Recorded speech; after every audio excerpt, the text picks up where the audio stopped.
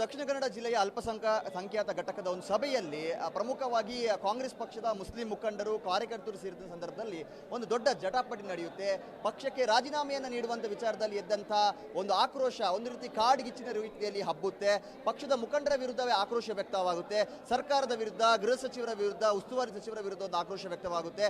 ಇದೆಲ್ಲವಾದ ಬಳಿಕ ಈಗ ಈ ದಕ್ಷಿಣ ಕನ್ನಡ ಜಿಲ್ಲೆಯ ಕಾಂಗ್ರೆಸ್ನ ಮುಸ್ಲಿಂ ಮುಖಂಡರು ಈಗ ರಾಜೀನಾಮೆಗೆ ನಿರ್ಧಾರ ಮಾಡಿದ್ದಾರೆ. ಸೊ ಏನಾಯಿತು ಘಟನೆ, ಈ ಬಗ್ಗೆ ಮಾತನಾಡೋದಕ್ಕೆ ನಮ್ಮೊಂದಿಗೆ ಮಾಜಿ ಮೇಯರ್ ಆಗಿರುವಂತಹ ಅಶ್ರಫ್ ಅವರಿದ್ದಾರೆ. ಮಾತನಾಡಿಸ್ತಾ ಹೋಗ್ತೀನಿ. ಸರ್, ಇವತ್ತು ಸಭೆಯಲ್ಲಿ ಇಂಥ ದೊಡ್ಡ ಮಟ್ಟಿನ ಆಕ್ರೋಶ ವ್ಯಕ್ತವಾಗೋದಕ್ಕೆ ಕಾರಣ ಏನು? ಈ ಆಕ್ರೋಶ ಸಹಜ, ಯಾಕೆಂದರೆ ಕಾರ್ಯಕರ್ತರು ನಿನ್ನೆಯಿಂದ ಆಕ್ರೋಶದಲ್ಲಿದ್ದಾರೆ. ಪಕ್ಷದ ಮುಖಂಡರಿಗೆ ಗೆರವು ಆಗ್ತಾ ಇದ್ದಾರೆ. ಪಕ್ಷಕ್ಕೆ ರಾಜೀನಾಮೆ ಕೊಡಬೇಕು ನಮ್ಮ ಒತ್ತಡ ಆಗ್ತಾ ಇದ್ದಾರೆ. ಆಗಿರುವಾಗ ಇವತ್ತು ನಾವು ಎಲ್ಲರೂ ನಮ್ಮ ಸೇರಿದ್ದು ಪಕ್ಷದ ಪ್ರಮುಖವಾಗಿ ಬೂತ್ ಮಟ್ಟದಿಂದ ಮೇಲೆ ಮಟ್ಟದ ಎಲ್ಲ ನಾಯಕರುಗಳು ಇಲ್ಲಿದ್ದರು. ಎಲ್ಲ ಪಕ್ಷದ ಕಾರ್ಯಕರ್ತರು, ಮತದಾರರು ಎಲ್ಲ ಬಂದಿದ್ದಾರೆ. ರಾಜೀನಾಮೆ ಕೊಡಲಿಕ್ಕೆ ಸಿದ್ಧರಾಗಿ ಬಂದವರು. ಆಗಿರುವಾಗ ಏನಾಯ್ತು ಅಂದರೆ ನಮ್ಮ ಅಧ್ಯಕ್ಷರು ಶಾಹುಲ್ ಹಮೀದ್ ಅವರು ಸ್ವಲ್ಪ ಭಾಷಣವನ್ನು ಸ್ವಲ್ಪ ಜಾಸ್ತಿ ಮಾಡಿದ್ದರಿಂದ ಸ್ವಲ್ಪ ನಮ್ಮ ಬಂದಂಥ ಜನರಿಗೆ ಅನುಮಾನ ಇತ್ತು. ಮುಖ್ಯಮಂತ್ರಿ ಒಂದು ವಾರ ಸಮಯ ಕೇಳಿದ್ದಾರೆ ಅಂದರೆ ಅವರು ಏನೋ ಉಲ್ಟಾ ಆಲೋಚನೆ ಮಾಡಿದರು. ಇದರಿಂದ ಗೊಂದಲ ಆಗಿದೆ ಅಷ್ಟು ಹೊರತು ಬೇರೆ ಏನಿಲ್ಲ. ಹಾಗಿರೋದು ಪಕ್ಷದ ಒಳಗಡೆ ಆಗಿದ್ದು ಮಾತ್ರ ಎಲ್ಲರ ನಿರ್ಧಾರ ರಾಜೀನಾಮೆಗೆ ನಿರ್ಧಾರ ನಾವು ಮಾಡಿ. ಈಗ ಮುಖ್ಯಮಂತ್ರಿಗಳ ಒಂದು ಮಾತಿನ ಮೇರೆಗೆ, ಅಂದರೆ ವಿಶ್ವಾಸದ ಮೇರೆಗೆ ನೀವು ನಿಮ್ಮ ರಾಜೀನಾಮೆಯನ್ನು ಕೊಡುವಂಥ ವಿಚಾರವನ್ನು ಮುಂದೂಡುವಂಥ ನಿರ್ಧಾರ ಏನಾದರೂ ಮಾಡಿದ್ರೆ? ಇಲ್ಲ, ಖಂಡಿತವಾಗಿಲ್ಲ. ನಾವು ಅವರ ಮಾತಿಗೆ ಕೂಡ ಮುಂದೆ ಇಡುವಂಥ ನಿರ್ಧಾರ ಇಲ್ಲ. ರಾಜೀನಾಮೆ ಕೊಟ್ಟ ಮೇಲೆ ಏನು ಮುಖ್ಯಮಂತ್ರಿ ಮತ್ತು ನಮ್ಮ ಉಪಮುಖ್ಯಮಂತ್ರಿ ಬಂದ ಮೇಲೆ ಮಾತುಕತೆ ಮಾಡೋದು. ಯಾಕಂದರೆ ಮಾತುಕತೆ ಅಂದರೆ ನಮ್ಮ ಏನು ಬೇಡಿಕೆ ಉಂಟು ಅದು ಈಡೇರಿಸಬೇಕಂತ ನಮ್ಮ ಒತ್ತಾಯ.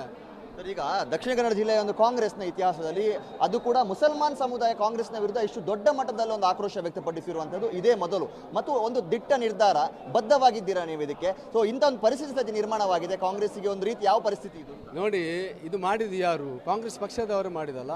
ಈ ಪದೇ ಪದೇ ದಕ್ಷಿಣ ಕನ್ನಡ ಈ ಘಟನೆ ಆಗುವಾಗ ಯಾಕೆ ಅವರ ಮೇಲೆ ಕ್ರಮ ಕೈಗೊಳ್ತಲ್ಲ ಆಗ್ತಾ ಇಲ್ಲ ಅಂತ ನಮ್ಮ ಕ್ವಶನ್ ಅಲ್ವಾ? ನಾವು ಲೀಡರ್ಗಳು, ನಮ್ಮ ಲೀಡ್ರು ಮಾಡಿದವರು ಕಾರ್ಯಕರ್ತರಲ್ಲ. ಆ ಕಾರ್ಯಕರ್ತರೇ ನಾವು ಬೆಲೆ ಕೊಡಬೇಕಾಗ್ತದೆ. ಯಾಕಂದರೆ ಅವರು ನಮ್ಮ ಹತ್ರ ಕ್ವಶನ್ ಮಾಡ್ತಾ ಇದ್ದಾರೆ. ತಾವು ಮಾತು ಕೊಡ್ತಾರೆ, ಅವರು ನಿಮ್ಮ ಕ್ರಮ ಕೈಗೊಳ್ತಾರೆ. ಎಲ್ಲಿ ಕ್ರಮ ಕೈಗೊಳ್ತಾರೆ ಅಂತೇಳಿ ಒಬ್ಬ ಬ್ಯಾಡ್ದ ಸ್ಪೀಚ್ ಮಾಡುವಾಗ ಅವರನ್ನು ಬಂಧನ ಮಾಡಲಿಕ್ಕೆ ಆಗ್ತಾ ಇಲ್ಲ. ಇವರಿಗೆ ಓಪನ್ ಆಗಿ ಚಾಲೆಂಜ್ ಒಬ್ಬರು ಕೊಲ್ತಾರೆ ಅಂತ ಹೇಳುವಾಗ ಈ ಭರತ್ ಅವರನ್ನು ಓಪನ್ ಆಗಿ ಚಾಲೆಂಜ್ ಹಾಕಿದ್ದಾನೆ, ಈ ರೀತಿ ಕೊಲ್ತಾನೆ ಅಂತೇಳಿ ಅವನ್ನ ಅರೆಸ್ಟ್ ಮಾಡಿದರೆ ಇವತ್ತು ರೆಹಮಾನ್ ಕೊಲೆ ಆಗ್ತಿರ್ಲಿಲ್ಲಲ್ವಾ? ಈಗ ಒಬ್ಬ ಅಮಾಯಕನ ಕೊಲ್ಲುವಾಗ ಈ ರೀತಿ ಸಹಜನೇ.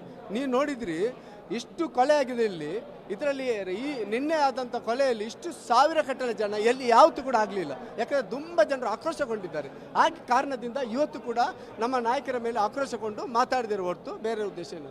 ಈಗ ಒಂದು ನಿಯೋಗ ರೆಡಿ ಆಗಿದೆ. ಹರಿಪ್ರಸಾದ್ ಅವರು ಮತ್ತು ಉಸ್ತುವಾರಿ ಸಚಿವರಾಗಿರುವಂಥ ದಿನೇಶ್ ಗುಂಡೂರಾವ್ ಅವರು ಜಿಲ್ಲೆಗೆ ಭೇಟಿ ಕೊಡ್ತಾರೆ ಶಾಂತಿಯನ್ನು ಮರುಕಳಿಸುವಂತಹ ನಿಟ್ಟಿನಲ್ಲಿ. ಸೊ ಆ ನಿಯೋಗ ಬಂದರೆ ನಾವು ಗೇರವ್ ಹಾಕ್ತೀವಿ ಅನ್ನುವಂಥ ರೀತಿಯ ಒಂದು ಆಕ್ರೋಶದ ನುಡಿಗಳು ಸಭೆಯಲ್ಲಿ ಕೇಳಿ ಬಂತು. ಸೊ ಏನು ಹೇಳ್ತಾರೆ ಇದ್ರ ಬಗ್ಗೆ? ನೋಡಿ, ಸಭೆಯಲ್ಲಿ ಎಲ್ಲ ಮಾತುಗಳು ಬರ್ತದೆ. ಅದನ್ನು ನಾವು ಯಾವುದು ತಗೊಳ್ಬೇಕು, ಯಾವುದು ಬಿಡೋದು ಅಂತ ನಮಗೆ ಬಿಟ್ಟ ವಿಷಯ. ಗೆರವು ಹಾಕೋದು ಬೇಡವಂತ ನಾವು ನಿರ್ಧಾರ ನಮ್ಮ ನಾಯಕರಲ್ಲೂ ಮಾಡಲಿಲ್ಲ. ಆಕ್ರೋಶ ಇದ್ದೇ ಇರ್ತದೆ, ಕಾರ್ಯಕರ್ತರ ಆಕ್ರೋಶ ಇರ್ತದಲ್ಲ, ಆ ಆಕ್ರೋಶ ಹೇಳ್ತಾ ಇದ್ದಾರೆ. ಬರಲಿ, ಯಾಕೆಂದರೆ ಮುಖ್ಯಮಂತ್ರಿ ಕೂಡ ಬರಬೇಕು, ಬಂದು ಮಾತುಕತೆ ಮಾಡಲಿ. ನಾವು ಪದೇ ಪದೇ ಅವ್ರ ಹತ್ರ ಹೋಗೋದು, ಅವರು ನಮಗೆ ಭರವಸೆ ಕೊಡೋದು, ಕ್ರಮ ಕೈಗೊಳ್ತಂತ ಹೇಳೋದು ಬಿಟ್ಟು ಬೇರೆ ಏನಿಲ್ಲ.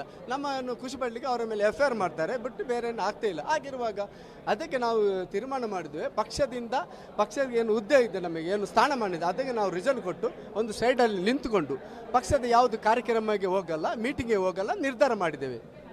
ಈಗ ಸಭೆಯಲ್ಲಿ ಕಾರ್ಯಕರ್ತರು ಕೆಲವರು ಹೇಳ್ತಾ ಇದ್ರು, ಜಾತ್ಯತೀತ ನೆಲೆಗಟ್ಟಿನಲ್ಲಿ ಅಧಿಕಾರಕ್ಕೆ ಬಂದಂಥ ಕಾಂಗ್ರೆಸ್ ಪಕ್ಷ ದಕ್ಷಿಣ ಕನ್ನಡ ಜಿಲ್ಲೆಗೆ ಬಂದಂಥ ಸಂದರ್ಭ ಯಾಕೆ ಸಾಫ್ಟ್ ಹಿಂದುತ್ವವನ್ನು ಪ್ರದರ್ಶನ ಮಾಡ್ತಾ ಇದೆ? ಇದನ್ನು ನೋಡಿ, ಸಹಜ ದಕ್ಷಿಣ ಕನ್ನಡ ವಿಷಯ ಗೊತ್ತಿದೆ ಅಲ್ಲ. ಪ್ರತಿ ದೂರ ಕರ್ನಾಟಕದಲ್ಲಿ ಈ ಬಾರಿ ಕಾಂಗ್ರೆಸ್ ಬರಲಿಕ್ಕೆ ಕಾರಣ ಬರೀ ಮುಸಲ್ಮಾನರು 85% ಇವತ್ತು ಕಾಂಗ್ರೆಸ್ ಪಕ್ಷ ಓಟ್ ಹಾಕಿದ್ದಾರೆ. ಯಾಕೆಂದರೆ JDS ಓಟ್ ಹಾಕೋರು ಕೂಡ ಕಾಂಗ್ರೆಸ್ ಪಕ್ಷ ಓಟ್ ಹಾಕಿ, ಯಾಕೆಂದರೆ BJP ಬರಬಾರ್ದು ಅಂತೇಳಿ. ಯಾಕೆ BJP ಬಂದರೆ ನಮಗೆ ಹೆದರಿಕೆ ಅಂತಲ್ಲ, ಇಲ್ಲಿ ಅಶಾಂತಿ ಉಂಟು ಮಾಡ್ತಾರೆ, ಶಾಂತಿ ಕೆಳಗೆ ಮಾಡ್ತಾರೆ. ಅದಕ್ಕೆ ಕೊಡ್ಕೊಂಡು ನಾವು ಒಂದೇ ತೀರ್ಮಾನ ಬಂದು ಕಾಂಗ್ರೆಸ್ ಪಕ್ಷ ಓಟ್ ಹಾಕಬೇಕಂತ. ಕಾಂಗ್ರೆಸ್ ಪಕ್ಷ ಬಂದತ್ತಲ್ಲ, 2 ವರ್ಷದಿಂದ ಏನು ಮಾಡಿದರು? ಈ ಜಿಲ್ಲೆಯಲ್ಲಿ ಆಗುವಂಥ ಘಟನೆ ಎಷ್ಟಾಗಿದೆ, ಎಷ್ಟು ಮರ್ಡರ್ಗಳಾಗಿದೆ. ಈ 1 ತಿಂಗಳು 3 ಮರ್ಡರ್ ಆಯ್ತಲ್ವ? ಯಾರು ಕ್ರಮ ಕೈಗೊಂಡ್ರಾ? ಅದೇ ಆಕ್ರೋಶ, ಅದೇ ಅಲ್ಲ ಆಕ್ರೋಶ. ಬಡಪಾಯಿ ನಿನ್ನೆ ಕೊಂದ್ರಲ್ಲ, ಏನು ತಪ್ಪು ಮಾಡಿ? ಯಾಕೆ ಈ ಮೃದುಧೋರಣೆ ತೋರ್ತಾ ಇದೆ ಸರ್ಕಾರ? ನೋಡಿ, ಸರ್ಕಾರ ತೋರಿಸ್ತಾ ಇಲ್ಲ, ಇಲ್ಲಿಯ ಲೋಕಲ್ ನಾಯಕರು ತೋರಿಸ್ತಾ ಇದ್ದಾರೆ. ಸರ್ಕಾರ ತೋರಿಸ್ತಾ ಇಲ್ಲ, ಇಲ್ಲಿಯ ಲೋಕಲ್ ನಾಯಕರುಗಳು ತೋರಿಸ್ತಾರೆ. ಅವರೆಲ್ಲ ಕೂಡ ತಿದ್ದುಪಡಿ ಮಾಡಿಕೊಂಡು ಎಲ್ಲರಿಗೆ ನ್ಯಾಯ ಕೊಡಿಸ್ತಾರೆ. ಬರೇ ಮುಸಲ್ಮಾನಿಗೆ ಅಂತ ನಾವು ಹೇಳ್ತಾ ಇಲ್ಲ. ಏನು ಕಾಂಗ್ರೆಸ್ ಪಕ್ಷ ಬರೀ ಮುಸಲ್ಮಾನರ ಪಕ್ಷವೂ ಕೂಡ ಅಲ್ಲ, ಎಲ್ಲ ಜಾತ್ಯಾತೀತರಿರುವಂಥ ಎಲ್ಲ ವರ್ಗದ ಜನರ ಪಕ್ಷ ಇದ್ದಾಗಿದೆ. ನ್ಯಾಯಬದ್ಧವಾಗಿ ಎಲ್ಲರಿಗೂ. ಕಾಂಗ್ರೆಸ್ ಪಕ್ಷದ ಹಿಂದೂ ನಾಯಕರು ಏನಾದರೂ ಈ ಥರ ಮಾಡ್ತಾ ಇದ್ದಾರೆ?